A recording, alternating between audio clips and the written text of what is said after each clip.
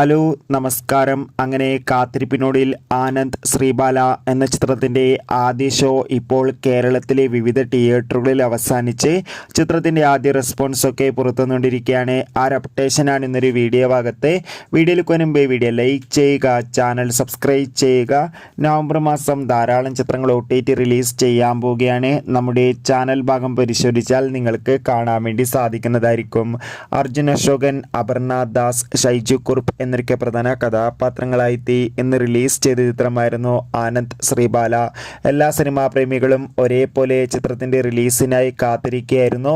Finally ചിത്രത്തിൻ്റെ ആദ്യ show ഇപ്പോൾ കേരളത്തിലെ വിവിധ തിയേറ്ററുകളിൽ അവസാനിക്കുമ്പോൾ ചിത്രത്തിന് മികച്ച പോസിറ്റീവ് റെസ്പോൺസ് തന്നെയാണ് പുറത്തുവന്നുകൊണ്ടിരിക്കുന്നത്.